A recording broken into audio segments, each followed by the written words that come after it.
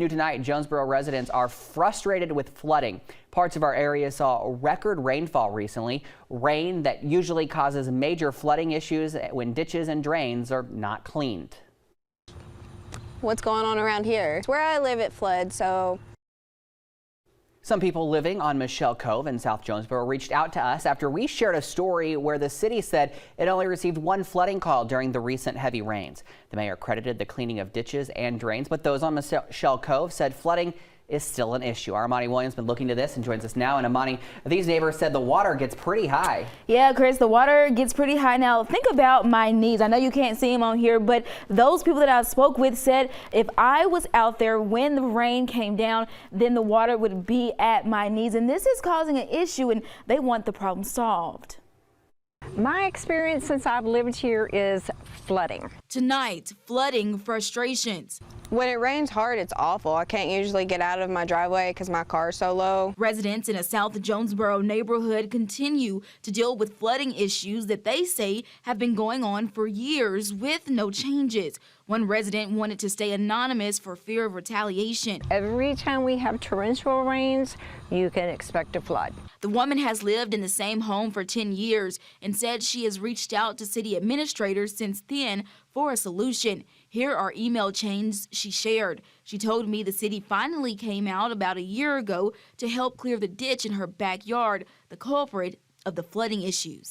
They cleaned it totally down to where it was nothing but dirt.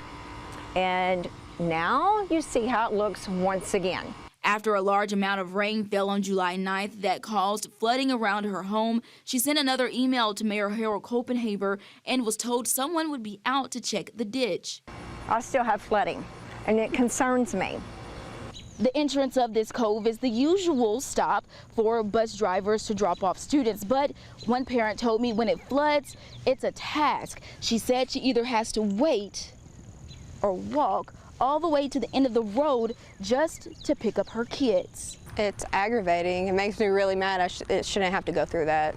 My kids are my main priority. We reached out to Bill Campbell, the city's communication director, about this issue and asked to speak with someone about it. He said, quote, "No, it's not a big enough deal to talk about it, Imani. We are on it and we are getting every one of them as fast as we can, and we have the excavators on it," end quote. After multiple conversations, we asked again about speaking with someone from the city. Campbell said in part the city's chief operating officer, quote, "does not want to do any talking about it at all," end quote. We have an emergency.